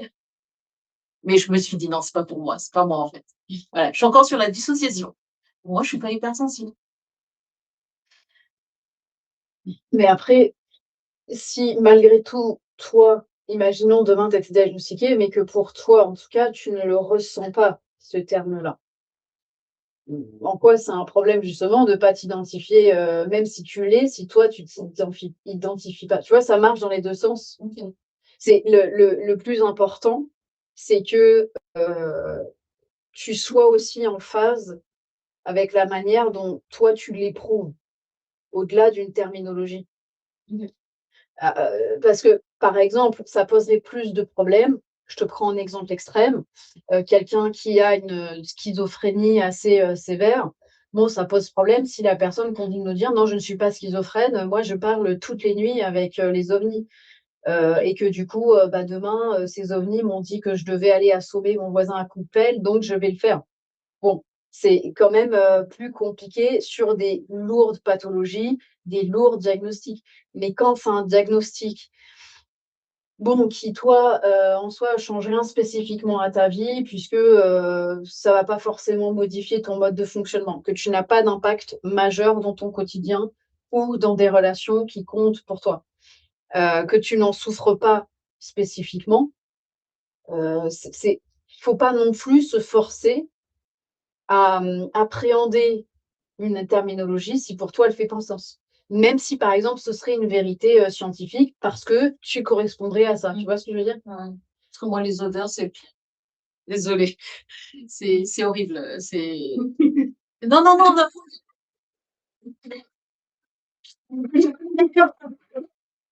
Non, mais c'est en fait, c'est horrible parce que, par exemple, si quelqu'un a mangé des oignons qui est à genre à 3 mètres de moi, je peux le sentir et ça, c'est parfois je me dis: «Mais les gens, s'il vous plaît», enfin, tu vois? Je Arrêtez de manger des oignons. exactement ou du fromage, enfin, j'en sais rien, mais ça, c'est pour moi, c'est pénible à vivre, j'avoue, hein. Pareil, le savon, enfin, fou, c'est ouais, c'est vraiment c pour moi, c'est pénible. Je sens, en fait, c'est pourtant, c'est le quotidien et savon sans odeur, des choses de fleuries, enfin, c'est ouais, pour moi, c'est vraiment pénible. Mmh. Surtout quand elle m'a dit, faudrait quand même que du coup, d'où le fait que j'ai fait aussi, le truc là de c'était un truc de personnalité, je crois. C'était à ce moment-là où elle j'ai dit: «Mais non, c'est pas moi, je suis pas une narcissique». Voilà, où je le vis bien et les autres, c'est quelque chose que j'arrive pas et moi, je comprends mieux. Je comprends mieux. OK, très bien. Parenthèse, vas-y. J'ai une question sur le terme, dans le relationnel, limite difficile. C'est le fait d'avoir du mal à mettre ses propres limites, c'est ça? Oui. OK. Et ça peut aussi être, vécu dans l'autre sens où, par exemple, tu as des personnes qui, justement en rapport avec, un socle affectif qui est un peu branlant et qui donc forcément est un terrain de jeu assez, investi par tout ce qui est sensibilité et cetera, pour essayer d'aller un peu ventouser à travers les relations, pour essayer de se être tout le temps dans la réassurance affective, la réassurance émotionnelle qui vient effectivement aussi, très, faire vibrer sur, tout ce qui est, sentiment de rejet, sentiment d'abandon, sentiment d'émulation, sentiment de trahison et cetera. Et où donc du coup, à l'inverse, quelqu'un qui peut poser des limites, ça peut être vécu comme, presque comme si la relation était coupée et il y a même, j'ai déjà eu des patientes ou des patients qui, presque ressentaient ça dans le corps quoi, la limite, qui vivaient une douleur dans le corps. Ou même quand c'est eux qui devaient poser des limites et même des fois quand c'était, absolument nécessaire. C'est très dur, physiquement. Mais même physiquement quoi. Tu le sens ou tu c'est quelque Ah chose oui, que tu oui. Ça finit par passer. ouais. C'est horrible. Des 2 côtés. Enfin, quand on me dit non, moi, j'ai longtemps cru que c'était qu'on me rejetait ou qu'on me voulait pas. Et après, dire non, c'est quasiment aussi difficile parce que Ouais. tu l'as ressenti de l'autre côté aussi. Donc tu dis: «Mais je fais souffrir l'autre». Donc Ouais. tu te retrouves coincé entre ton propre marteau et ta propre enclume. Mmh. C'est horrible. Mais tu finis par, ça peut se dépasser. Par accepter. Plus que ça, je pense que c'est au final se rendre compte qu'on est aussi maître de notre propre narratif. Et ça, par contre, c'est une plongée dans l'abîme. C'est de se dire, mais au final, il y a toute une partie de la souffrance qu'on subit au quotidien, qu'on se raconte avant tout de même, Mmh. et que, tu parlais du socle affectif. Moi, de travailler là-dessus m'a permis d'être beaucoup plus au clair d'où venait ce besoin d'être aimé. Mmh.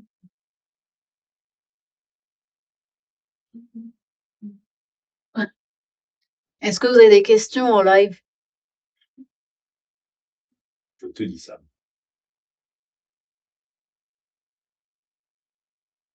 Ah, il y a Luce.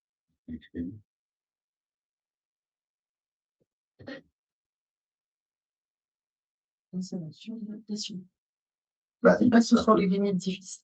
c'est pareil. Au final, en te suradaptant, tu OK. t'arranges pour ne jamais te confronter aux limites. Ah ouais? Bah oui. En tout cas, je me dis quelque chose, puisque tout le monde se reconnaît d'une manière ou d'une autre dans tous ces signaux-là, comme il l'a dit, à cause de la société aujourd'hui qui nous oblige, voilà, parfois à nous suradapter et autres.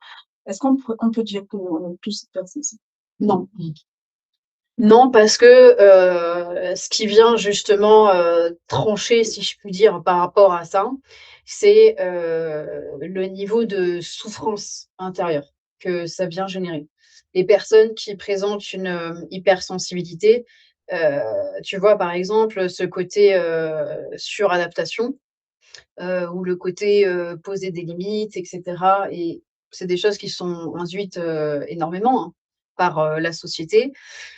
Bon, souvent c'est confondu s'adapter et être suradapté.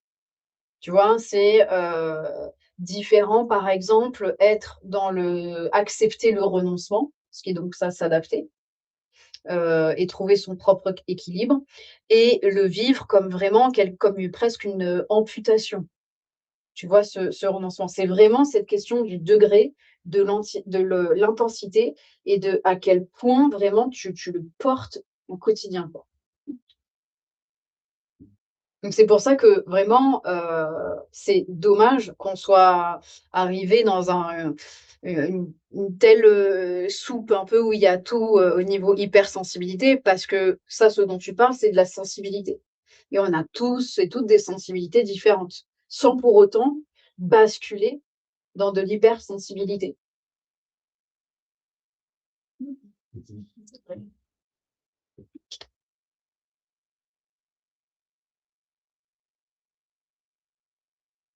Alors, tu parlais de la dissociation, et cetera, et comment est-ce que, on pouvait faire par rapport à ça. Bon, déjà, je vais pas me répéter, hein, parce que là, je l'ai déjà bien expliqué sur, les slides d'avant. Sur les méthodes, est-ce que vous savez ce que c'est thérapie analytique, thérapie intégrative et TCC intégrative? Non. OK.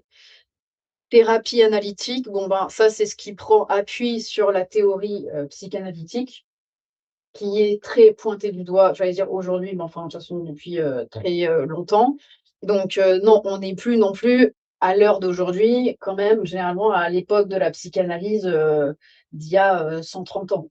Voilà, quand même on a évolué. Il y a des bases théoriques quand même qui demeurent, avec bien sûr des influences plus, contemporaines, plus modernes de la psychanalyse. Mais à l'heure d'aujourd'hui, même quand justement on a des études scientifiques qui nous, expliquent des fonctionnements, neuraux, les influences physio et cetera, heu, ce qu'ils n'arrivent jamais, jamais à expliquer, c'est pourquoi tu le déclenches et pas toi, par exemple. Pourquoi sur à 2 personnes sensiblement, égales, pourquoi il y a telle personne qui a et pourquoi il l'autre elle a pas? Et excusez-moi. Voilà. Et ça, en fait, c'est expliqué par, tout un tas de constructions de vos affects, de votre identité, de votre, narcissisme, en fait, du noyau de qui vous êtes. Et ces réponses-là, c'est la psychanalyse qui l'apporte. C'est pour ça que c'est hyper important de, même si on veut faire un travail sur ses comportements, sur ses cognitions, sur ses émotions, sur quelque chose qui, en fait, est très actuel et vous dites: «Non, mais moi, je veux pas, travailler sur mon enfance, mais moi, je veux pas parler de mes parents». C'est pas ça, en fait, la psychanalyse, c'est de dire: «Mais déjà, comment tu t'es construit?» Et donc forcément, on a besoin de repartir un peu en arrière. La thérapie intégrative, elle part du postulat que, bon, il y a un peu du bon à prendre partout, hein. Voilà. Et du coup, selon les cas, selon la demande, selon aussi la problématique ou les symptômes, elle va aller s'appuyer sur différentes, théories et différentes, méthodes. Et la TCC intégrative, donc ça, c'est la tout ce qui est thérapie cognitivo-comportementale, dont vous avez sans doute déjà entendu parler, très connue pour, les arrêts du tabac, très connue pour, les phobies et cetera. Mais moi, j'ai mis intégrative, pourquoi? Parce que pareil, je pense que là, vous l'avez d'autant plus compris, ce soir, nos comportements sont le résultat de certaines choses. Si on a un comportement qui nous va pas ou qui nous gêne ou qui nous fait souffrir, bien sûr, il est à moduler, mais si on fait que gratter la surface, c'est bien, cette surface, elle va être lisse, mais ça va popper ailleurs, toujours. Donc c'est en ce sens où, pourquoi pas, oui, user de méthodes un petit peu plus, sur le comportement, mais intégrer absolument un travail de fond. Autrement, c'est plié d'avance, ça va vous revenir en effet boomerang. Et le souci, c'est que, la psyché est, notre allié, mais est aussi notre meilleur ennemi, et que si elle sent que vous venez la titiller, mais qu'en fait, vous n'avez pas déraciné ce qu'il y avait à déraciner, elle va dire: «Ah ouais, attends». Et elle va vous le renvoyer, et alors là, vous allez devoir bosser 10 fois plus. Et je vous ai rajouté, donc pour les personnes qui sont membres chez Avalon, donc vous avez la première consultation qui est offerte et vous avez, moins 20 sur vos séances avec un ou une psychologue, de fil better avec, ce code-là. Satinka, moi j'ai une question pour toi. J'ai Oui. toujours voulu être suivi par un psy. J'ai jamais eu cette capacité à trouver quelqu'un avec qui je m'entendais bien. Est-ce que Feel Better permet de trouver plus facilement quelqu'un avec qui on va Enfin, Ça on va match? matcher, ouais. Alors en fait, nous, on n'a pas de système de match. Donc pas forcément un système de match, mais est-ce que ça me permet de Mais par comprendre un contre, peu oui. qui est la personne à qui En je vais face, parler, ouais. Oui, et c'est notamment ce à quoi sert la consultation offerte. OK, très bien. Donc c'est je crois que c'était moins 20% direct. donc attends, parce que la consultation offerte, c'est avec je choisis quel Ouais. est le psy, c'est ça? Ouais. OK, d'accord. Donc enfin et c'est, parce qu'au final, c'est souvent au bout de la première consultation qu'on sait si ça va matcher ou pas. Mais je veux dire, j'ai déjà un peu d'infos sur la personne avant même de choisir avec qui je parle? OK. Ouais. Écoute, je vais essayer ça avec grand plaisir. Parce qu'on a on a justement des profils très détaillés. Et chez Feel Better, c'est assez difficile de rentrer chez Feel Better. C'est pas On a beaucoup de demandes et très peu qui rentrent. On a un ratio tout petit par rapport au nombre de demandes. Pourquoi?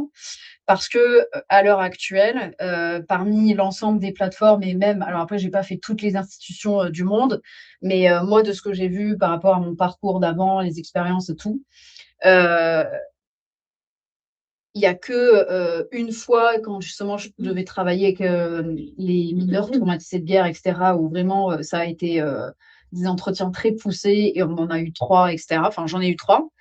Mais du coup, chez Feel Better, c'est pareil. C'est-à-dire que c'est un processus d'entretien qui se fait en 3 étapes. On est les seuls, par contre, ça, j'avais jamais vu ça ailleurs et j'ai souhaité l'instaurer pour justement pousser le plus loin possible cette qualité thérapeutique. Où en fait les psychologues, sur le 2e entretien, ils ont 10 mises en situation clinique, ce qui est inédit. Et c'est pas du tout pour ce que je leur explique, c'est pas du tout pour les coincer ou dire: «Ah mais non, là, c'était pas ça qu'il fallait faire». C'est en fait, on veut mettre à l'épreuve leur adaptabilité clinique et leur créativité clinique. Parce que faire des études, je pense qu'on est quand même à peu près toutes et tous capables d'en faire. Par contre, quand on est dans le réel avec une patiente ou un patient, avec son vécu, avec ses souffrances et avec la spécificité de qui est cette personne, c'est pas tes compétences forcément qui vont t'aider. Comment est-ce que toi, tu es capable de t'adapter au temps réel et d'être vraiment dans cette situation? Et sur ça, juste pour la parenthèse, c'est très inspiré de Jung, dont on a déjà parlé.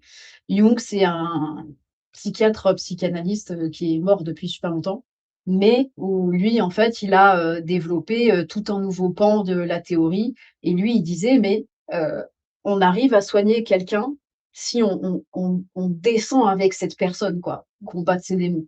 Et qu'on n'est pas là en hauteur, voilà, un peu la posture de sachant, de oui, voilà, bah, je t'indique, etc. Et en fait, c'est ça, les psychologues qui rentrent chez Feel Better, c'est que moi, je vois un peu ça comme si on était des spéléologues, quoi. C'est la personne, elle est au fond là, plus ou moins profond dans son gouffre, et nous, on s'équipe et on y va, quoi. Et on prend la lampe torche, on dit, ok, bien, je viens avec toi, et viens, on regarde où c'est qu'on peut aller et comment est-ce qu'on peut sortir de là. Donc voilà, c'est pour ça aussi que sur Feel Better, par rapport à la moyenne nationale, on a plus 800% de patients qui restent au long cours que la moyenne nationale. Et ça s'explique parce que bah, justement, on fait très attention à qui rentre chez Feel Better et que c'est pour ça que bah, on en refoule plein parce qu'on veut, c'est pas juste l'idée de vouloir les meilleurs, on veut des gens qui sont sincèrement impliqués dans la cause humaine. Donc forcément, ça fait la diff quand on doit être en suivi. C'est l'heure du bingo. Ouais! Bingo. Hop, je vous laisse faire passer. Donc déjà, je vous ai mis les règles du bingo. Parce que je vous avoue que moi, je ne savais même plus comment jouer au bingo. Je les ai remis. Si vous avez des... Ouh, ça souffre. Faut que tu prennes par en dessous. Ouais. Ah, ah. Hop. Oui. Hop. Voilà, c'est des stylos de fil better, mais je vais garder. Donc, je vous laisse les faire passer.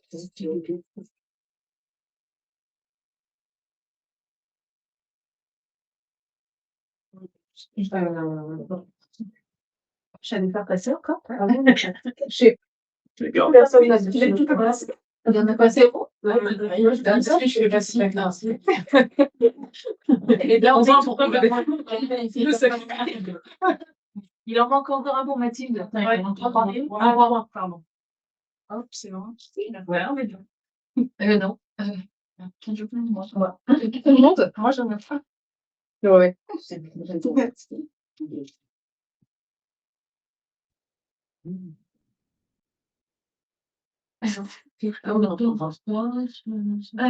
Alors en fait, en gros, le bingo, c'est vous mettez une croix sur les situations où vous vous reconnaissez. Donc on est d'accord que, comme je vous ai expliqué, c'est vraiment un truc intense, quoi, amplifié. Pas juste, ah oui, dans cette situation, je me sens comme ça. Voilà. Et si, du coup, avec vos petites croix, ça fait une ligne complète, donc que ce soit horizontale, verticale ou en diagonale, vous avez un bingo. Donc vous avez.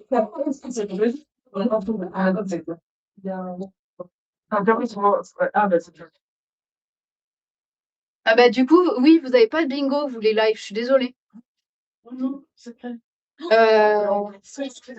Attendez.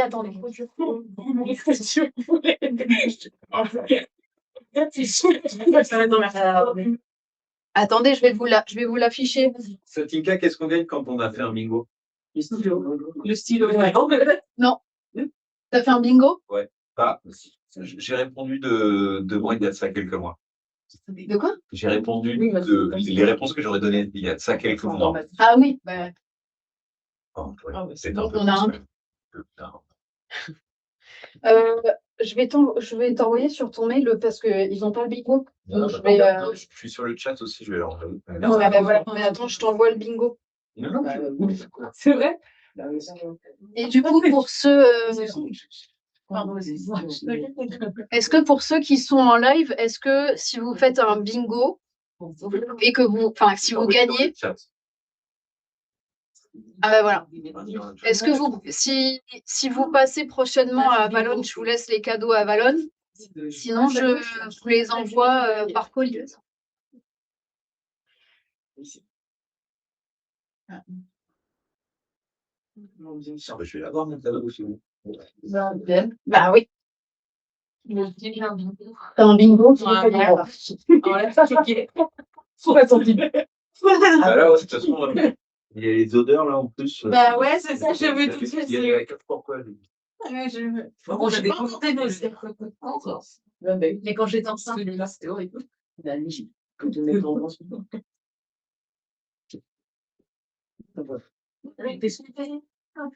non, c'est à chaque fois, c'est à une près, et j'aurais pu avoir 3 lignes. Moi, j'ai plus C'est la dure loi du bingo. Ouais, oui. Des fois, c'est le je rumine, oui, et dors très mal très souvent, pas jusque-là. dormir. Ouais, Alors, t'as de la chance, hein. c'est un grand mot, mais juste neutre, c'est-à-dire que je prends le sommeil, l'énergie qui me fait toute la journée dans le monde. C'est que j'ai pas des beaux rêves. Ah non, mais bien dormir, c'est juste dormir. Enfin, Ouais, ça, c'est ça. Avoir une belle nuit de sommeil comme ça, c'est à dormir, j'ai jamais vu.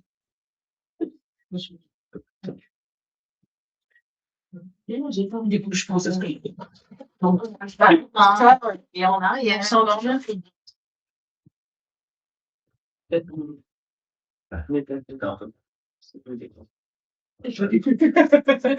quel est aussi son bingo?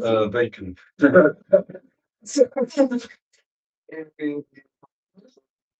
Non, juste. C'est pour ça aussi que. Donc, il est bah, Et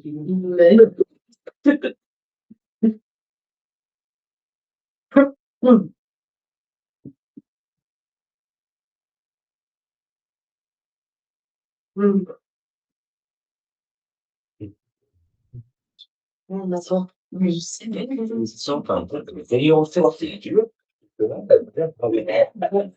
Ça me fait un petit moment. Pas de l'eau, là. Il serait chic, là. On a fait chaud, la tête.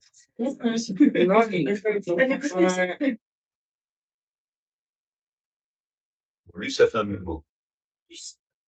Elle a fait un bingo? Bingo! C'est bien, il faut faire un bingo, c'est Non. c'est nous qui parlons de la performance jusqu'au bout. Est-ce que tu peux lui demander si elle passe prochainement? Bah, du coup, je te laisse ton cadeau pour te consoler. Parce que bon, t'as fait un bingo quand même. Bah si, mais pas les mêmes. Vous avez tous fini? Oui. Ah, alors? Bingo. En fait, je suis pas sûre de mettre des crosses. Ah, Domination, il n'y a pas un cas pour la domination.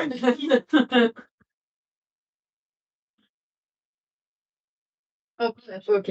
Moi, il y a quelque chose que je veux faire ça. Les cas, je crois qu'on n'a pas parlé, c'est je reporte souvent les décisions importantes Ouais, pour une sorte d'évitement, si je comprends bien, ou de procrastination. ouais. Dans les signaux, j'en parlais pas, enfin, c'était pas dans le cognitif, ou non, c'était, je sais plus lequel, mais il y avait terme qui ressemblait, mais il n'y avait pas ça. Et c'est vrai que j'ai l'impression que je reporte justement les décisions importantes, non pas par procrastination, par flemme ou autre, mais parce que je sais que ça va me mettre face à des choses qui vont justement me mettre sur un chemin de très sensible, voilà, donc et je me demandais si c'était une sorte de, justement, d'hypersensibilité, comme c'était pas noté à la base, je me dis: «Non, c'était pas». C'est la suradaptation. Ouais, ça veut dire suradaptation. C'est l'évitement des conflits. Évitement des conflits. C'est sortir de ta zone de confort. Plus ou moins. Se confronter à Se confronter. des conflits qui sont inévitables. Si c'est plutôt isolé, disons, tu vois que c'est ça que tu repères et ok, Luce. Et que en fait, c'est pas quelque chose qui se mixe avec d'autres caractéristiques. Dans ce cas-là, non, ça a pas à voir avec de l'hypersensibilité. Par contre, à vue de nez, je dirais que ça a peut-être plus à voir avec toi, ton rapport avec des enjeux affectifs. C'est-à-dire qu'en fait, c'est pas forcément des gens avec qui tu as une relation affective approfondie, nécessairement, mais c'est toi ce que ça te refait vivre en matière justement d'attachement, en matière de schéma aussi de blessures un peu relationnelles, l'abandon, etc. Ça peut être ça. Voilà. Merci. Tu vois, donc, et c'est ça qui peut rendre la confrontation un petit peu avec cet effet panique et tu es figé et tu n'y vas pas et parce que tu sens que tu vas être dépassé. Mais le côté un peu pervers de ce mode de fonctionnement qu'on applique des fois vis-à-vis de soi quand on réagit comme ça, c'est que du coup, on alimente ce qu'on appelle les anticipations cognitives, ou autrement dit, les scénarios catastrophes.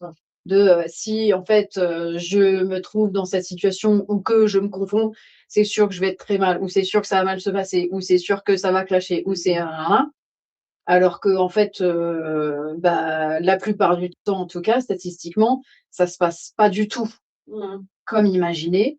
Et en fait, l'esprit ne fait plus la différence à terme en ce qui est de l'ordre de l'imaginaire, de ton imaginaire panique à toi, et brouiller la réelle évaluation factuelle de la situation. On fait égaux. Les cadeaux. Alors, Oula, c'est gros cadeau. Waouh! mais Des gros cadeaux pour un sujet. ah ouais. Ah, il est jaloux. Waouh. Alors, pour vous Ouais, expliquer un peu, Wow. sur Finbetter, on a des aides à la thérapie, donc on propose par des supports différents comme ça. Le petit stylo, et là, c'est extrêmement. Et en fait, donc on propose des aides à l'écriture thérapeutique, on travaille aussi avec de la lithothérapie. On a des supports pour réduire l'antistress et notamment les personnes qui peuvent avoir aussi des TOC.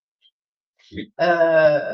Donc, ce qu'ils sont en train de ouvrir. Et tous nos supports de thérapie sur Feelbetter, à l'exception de 2-3 après, sont tous éco-responsables et vegan. Donc là, ce que vous avez, c'est un carnet en cuir vegan. Le bois, c'est du bambou.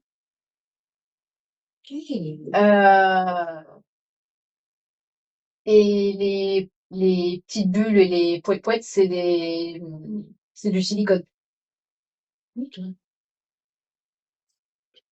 Je vous pas au premier frais à Ouais. partager des cadeaux à tout le monde, là, parce que je sens une certaine frustration. Enfin, Oui. ça y est, personne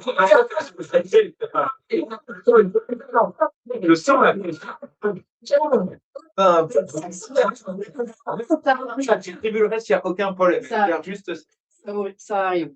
Donc, on se quitte. On se quitte, mais en douceur, ne vous en faites pas. Petits hypersensibles. Alors, les 3 points les plus importants, voilà, à retenir, c'est que c'est pas une étiquette, voilà, c'est pas un label que vous allez avoir sur le front.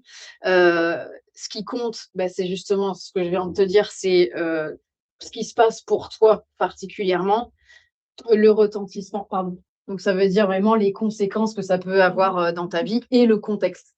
Tu vois, c'est pour ça que oui, tu t'es reconnu dans un truc, mais même si tu reconnais dans un truc, ça ne parle pas d'hypersensibilité parce que tu as décrit un certain type de contexte en particulier, que les retentissements, ils arrivent dans ce type de contexte en particulier et que c'est propre à ton ressenti, à toi, ton vécu à toi. Tu vois, tu n'étais pas en train de dire ça m'arrive tout le temps, j'en peux plus, ça me rend folle. Voilà. Une évaluation sérieuse. Alors, de tout ce que je vous ai mis les principales, hein, là, les références, The Lancet Psychiatry, c'est une référence internationale en matière de psychologie et de psychiatrie, où vraiment il y a toutes les dernières études qui sortent, etc. C'est vraiment voilà, quelque chose de fiable, même pour vous. Hein. Si vous lisez l'anglais ou même si vous traduisez, voilà, si vous avez des infos à aller chercher, moi je vous conseille d'aller là-dessus. Le DSM, c'est donc le manuel dont je vous parlais, et Kern, voilà, vous devez connaître, c'est assez socio-psycho, sciences humaines de manière générale, mais c'est aussi très fiable ce que vous trouvez sur Kern. Voilà, et je vous ai remis les trucs de membre Andalone. J'ai pas. Qu'est-ce qu'elle a dit? Elle te remercie pour ouais, voilà.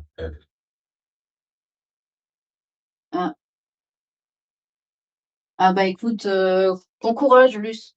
Et hésite pas, si jamais tu as besoin, n'hésite pas à venir sur Feelbetter. Hein. Je vais essayer, hein, je vais prendre. Voilà. Alors ça, c'est si vous avez envie, vous pouvez laisser un avis par rapport à l'atelier donc que je viens d'animer avec vous. Et merci d'être venu, d'avoir participé. Et j'ai donc des choses à vous distribuer, ne vous en faites pas. Comme ça, tout le monde repart avec ses petits trucs. Donc, je vais vous faire passer, ça sera plus simple. Alors ça, juste je vous donne la petite explication pour ça après, parce que bon, les autres, voilà, c'est assez évident. Mais donc, comme je vous le disais, Feelbetter est aussi très engagé dans la protection des femmes, in fine aussi des enfants. Et donc, je vais vous distribuer le violentomètre. Est-ce que vous connaissez le violentomètre? Oui, non? Oui. Le violentomètre, initialement, ça a été créé par le département Seine-Saint-Denis 93 à destination des jeunes femmes et des jeunes filles en lien plutôt avec les relations de couple, mais finalement, ça s'est étendu au niveau hexagonal et outre-mer. Et aujourd'hui, quand vous tapez sur Google, vous avez aussi des sites fiables où ils ont multiplié les formats de violentomètre. Donc, vous avez par exemple le violentomètre racisme, le violentomètre grossophobie en milieu médical, vous avez le violentomètre harcèlement au travail, etc. Donc, voilà, c'est un format qui est très utile sous forme de petites réglettes. Et vous avez très récemment, ils ont sorti le violentomètre inversé, qui est donc donné aux auteurs de violences.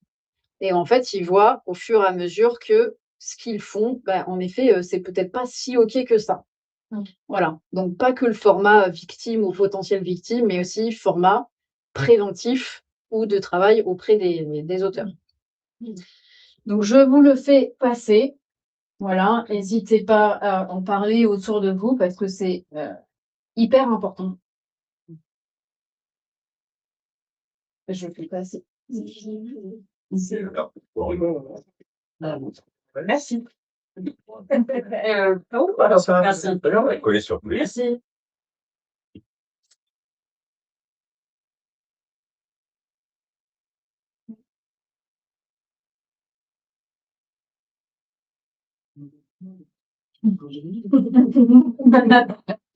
Tu me montres avec le et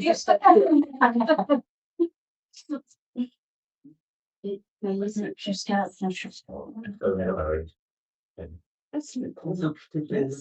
C'est très réaliste, je veux dire, ça.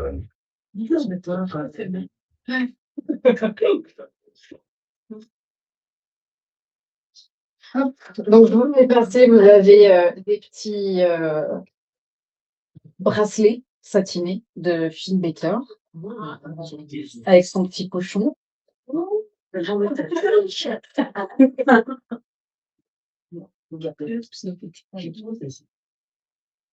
Voilà. C'est bon, on en a déjà. Non? Ah oui, c'est vrai. Est-ce que Oui, c'est que pour vous deux. Ah oui, c'est ça. Oui, ça va faire à l'intérieur. Il y avait. Ensuite, Non, pas nous, en fait. Il a déjà. Ah bon? Oui. Ah non, je vous avez ramené les anti-stress. Qu'est-ce que vous voulez, des bulles ou des. Dites-moi qui veut bulle, qui veut cœur. Moi, je bulle. En plus, je prends des bulles. Ah ouais. En fait, je peux tâter et après, je. Des fois, c'est.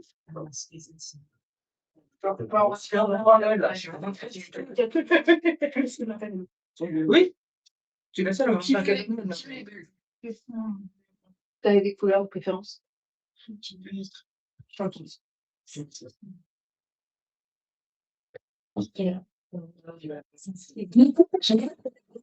Je veux le rendre aussi? Non, moi, je prends un rose. Rose. Pas rose. Rose, je veux pas. Pas que du bulles. Ouais, ouais, c'est bien là.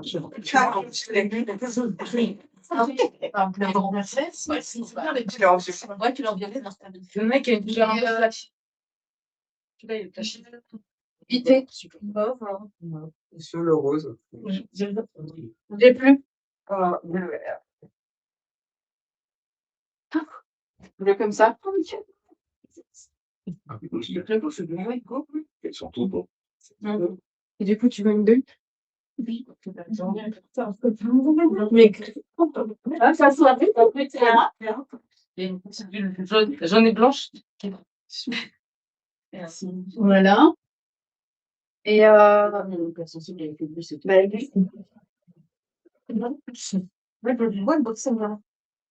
et voilà. Et si du coup vous avez envie voilà, que je vous envoie le support, vous avez un petit questionnaire aussi de satisfaction que vous avez le choix de remplir ou pas. Voilà, c'est comme vous voulez. Oh, pareil, je peux passer cette petite carte là. Et je crois que là, vous êtes. Ouais, normalement, c'est bon.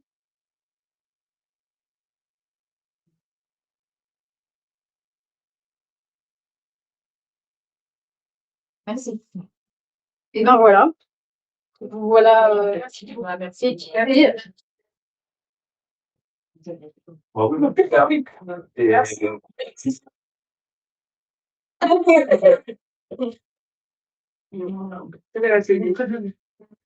Je suis entendu. Bon, désolé, je vais garder pour plus tard que prévu. C'est un sujet important. C'est vrai. Quand on veut prendre rendez-vous, si avec ta carte, le QR code, ça se passe quoi? Ouais, tu as le code et tu as le code Sur à la Ballon de vin. Ouais. Mais il est sur la plateforme Circle. Ok. Mais ou sinon, Ouais. tu demandes ou tu me demandes. Voilà. Ou je te demande là. Ah, mais si jamais tu te rappelles pas ou quoi. Je vais faire ça tout de suite. Non, parce que c'est vrai que moi, ça fait. En fait, si elle a pris sa retraite et depuis, j'ai trouvé personne aussi bien. Salut, sur distance. Au revoir. Bonne soirée. Au revoir. Ah oui.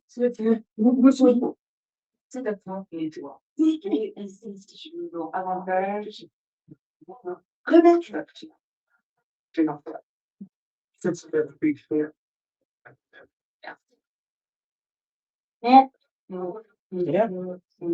Alors, je me souviens encore. Ouais, voilà ça. Toi, je me suis dit, non, non. C'est ça que je fais. Oui, bah voilà, je ne pensais pas avoir plus. Voilà. Je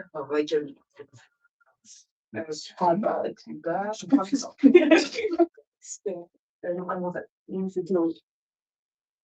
Eh bien, merci beaucoup. Merci. Eh ben, merci à vous d'être venus. J'espère que vous repartez avec des infos utiles pour vous.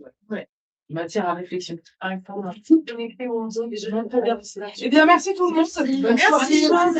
Au revoir. À demain. Et au revoir tout le monde. Merci.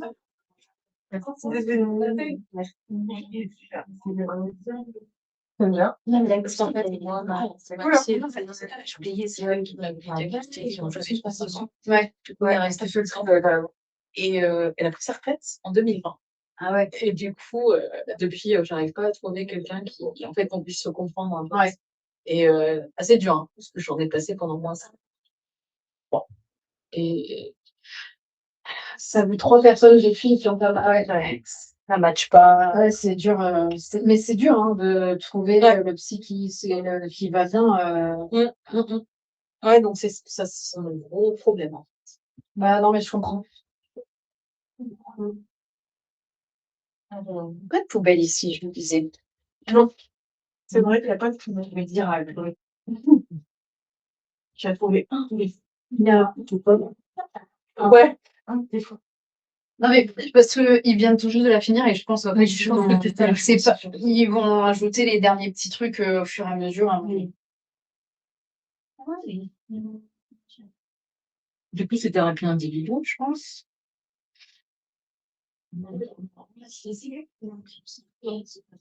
Ah ouais, je le fais. Ouais.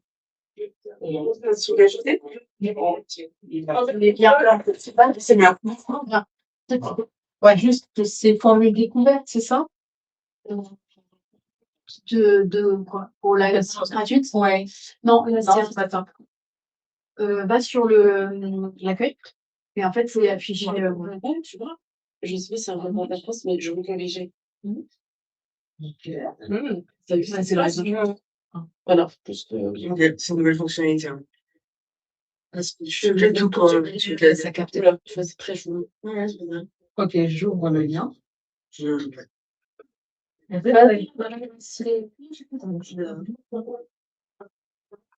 Voilà. Vas-y, descends. Voilà. Voilà. Et là, tu vas pouvoir avoir une séance, ta première consultation. Et après, bah, tu pourras, une fois que tu auras fait, tu pourras partir sur les 20% s'appliquent sur tous les types d'accompagnement, donc tu choisis ce que tu veux. Ok. Donc, dis-moi si c'est bien ça, C'est web. Ok, parfait. Le bilan, c'est en anglais? Parce que tu disais que c'était en anglais, non? Ah, du coup, c'est vrai que j'avais fait? Ouais. Ouais, anglais. Bah, il y avait plein de nationalités, mais eux, ils étaient bilingues anglais bah, pour les internationaux, quoi. Ouais. Mais nous, on faisait pas en anglais. Hein. Ok. Non, non, ils avaient des